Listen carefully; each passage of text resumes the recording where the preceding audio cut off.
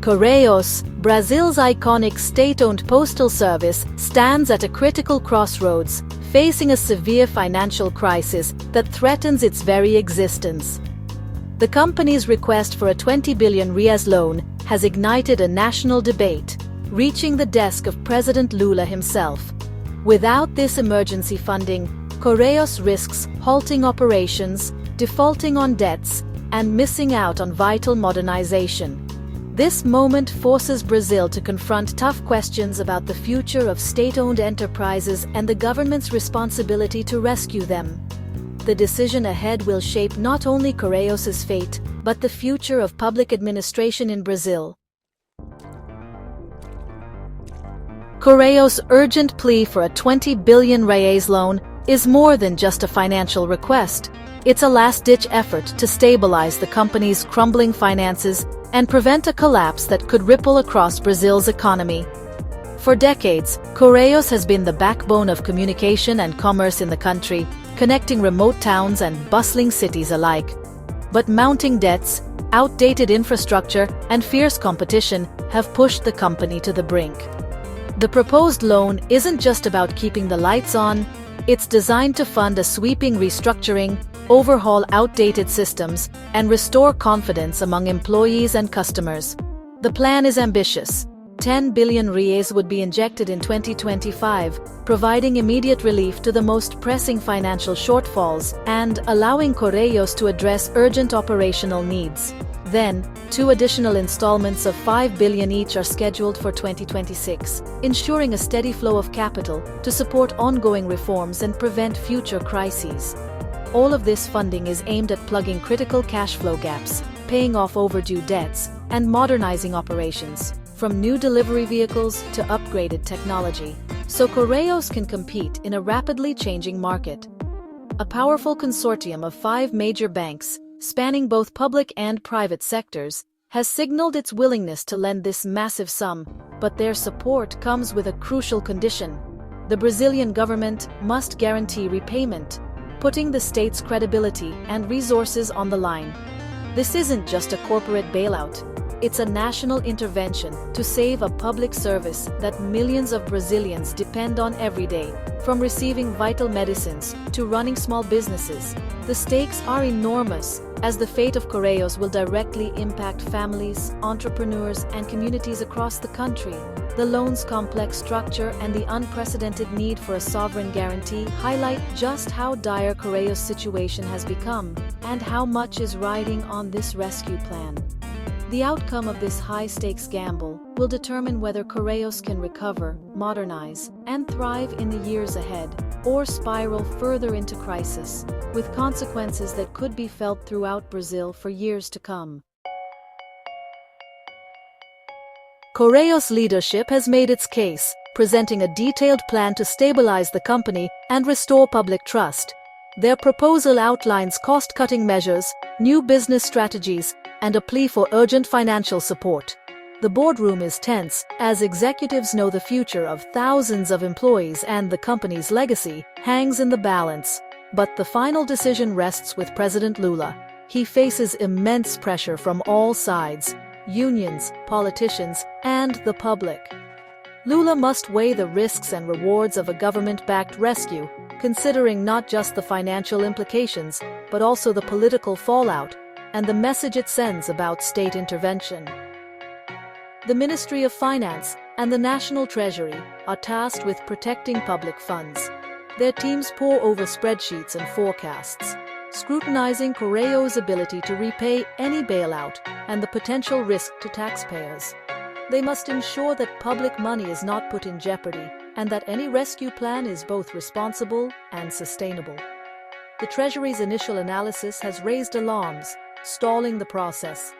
Red flags over Correios' financial health and repayment capacity have led to heated debates within government circles, with some officials warning of long-term consequences if the rescue goes ahead without strict conditions. Meanwhile, the banking consortium, crucial to any financial lifeline, is only on board if the government guarantees the loan. Their insistence on state backing underscores deep doubts about Correios' creditworthiness and the risks involved for private lenders. This high-stakes negotiation brings together political, financial, and corporate interests. Around the table, each party has its own priorities, but all are focused on one question: can Correios be saved without endangering public finances or setting a dangerous precedent? The answer will set a precedent for future interventions in struggling state-owned companies, shaping how Brazil manages its public enterprises for years to come. The stakes could not be higher. Every decision made now will echo far beyond Correios, influencing the fate of other state-run giants and the confidence of the Brazilian public in their leaders. The need for a presidential decree in this situation is truly unprecedented. Never before has the government faced such a dilemma with a state-owned company of this scale. The decision to intervene at the highest level signals just how serious the Correios crisis has become and how much is at stake for the Brazilian economy and public services. Correios, once a symbol of national pride, now finds itself unable to prove it can repay the massive loan it desperately needs under the current financial rules. Executives are scrambling to find solutions, but the numbers simply don't add up. Normally, the Treasury only steps in to guarantee loans for companies with strong, stable finances, those that can demonstrate a clear ability to meet their obligations. This is a safeguard to protect public money and ensure only responsible companies receive support. But Correios' massive and ongoing deficits make it ineligible for such guarantees. The company's financial health has deteriorated to the point where, by the book, it simply doesn't qualify for help.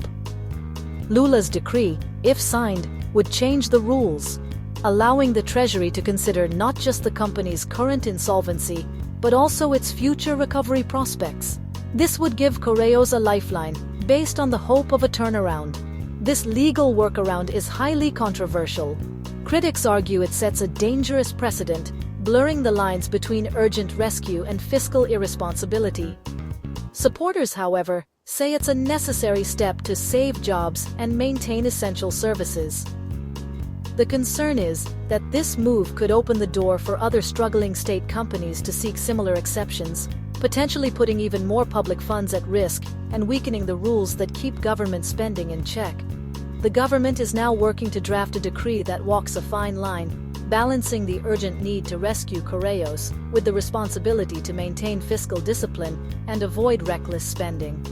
Officials are determined to avoid a flood of risky bailouts that could destabilize the economy or set off a chain reaction among other state-owned enterprises.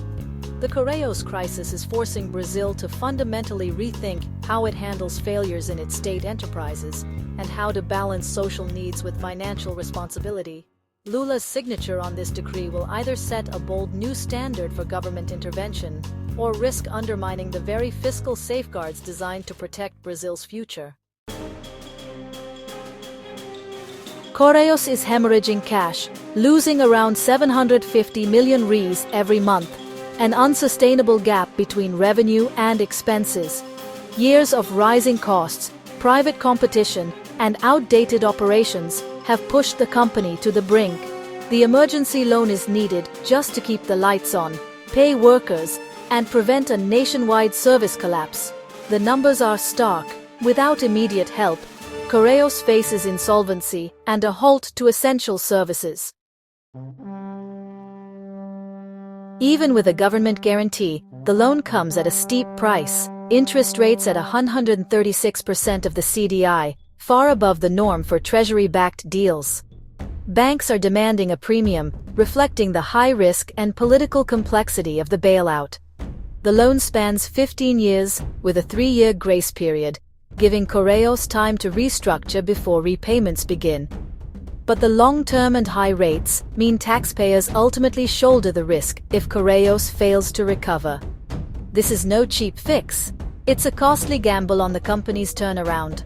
The terms underscore the urgency and the danger of the situation.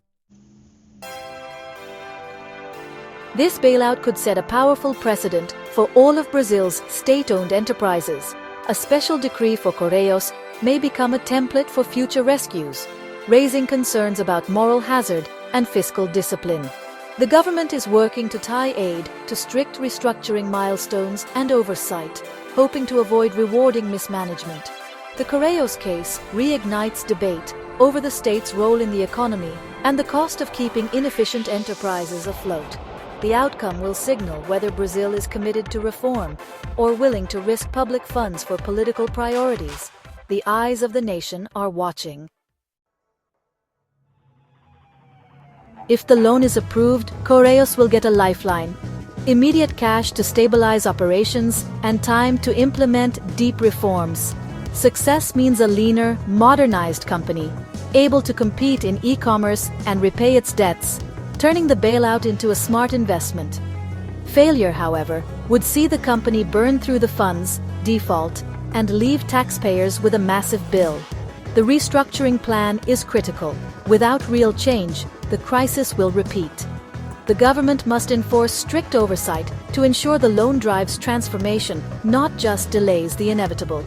The stakes: a revitalized national asset or a costly lesson in failed intervention.